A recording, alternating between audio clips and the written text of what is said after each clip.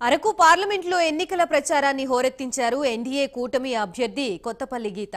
Rampachodavaram MLA అభ్యర్థి మిరియాల శిరీషాదేవితో కలిసి వై రామవరం మండలంలో నిర్వహించిన ప్రచారానికి జనం మండుటెండను లెక్క చేయకుండా భారీగా తరలివచ్చారు. ఏపీలో మాఫియా రాజ్యమేలుతోందని తీవ్ర స్థాయిలో మండిపడ్డారు కొత్తపల్లి గీత. మద్యం పేరుతో విషం అమ్ముతున్నారని, కల్తీ మద్యం తాగి వేలాది మంది చనిపోయారని విమర్శించారు.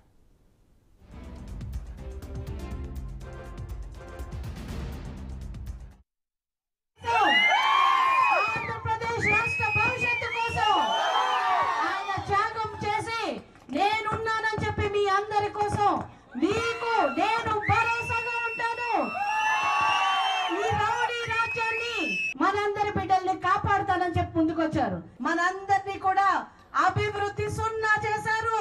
రేషన్ కార్డులు తీసేశారు. ఒంటరి మహిళల్ని ఇబ్బంది పెట్టారు. ఈ రోజు మనం చూస్తే మనకి రావాల్సిన 5 కేజీల బియ్యం సెంట్రల్ గవర్నమెంట్ నుంచి వస్తుంది. ఇక్కడ చేసింది ఏమీ లేదు. స్టిక్కర్లు వేసుకుంటున్నాడు అంతే.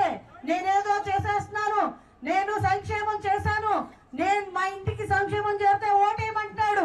ఓటేద్దామా? జాబ్ క్యాలెండర్ అన్నాడు. ఆయన మాత్రం జాబులు వేసుకున్నాడు.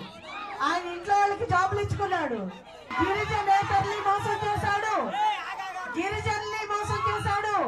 గిరిజనేతలకు కూడా ఒక్క ఇళ్ల పట్ట ఇచ్చాడా? నేనే రక్షణ కల్పించేస్తానంటాడు. కల్పిస్తాడా?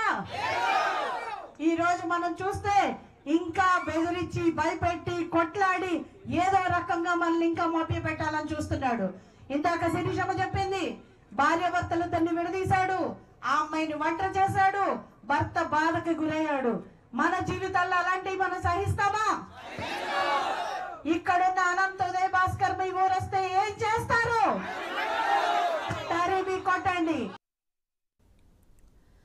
గుంటూరు పశ్చిమలో రాజకీయం కాకపుట్టిస్తోందా? విడుదల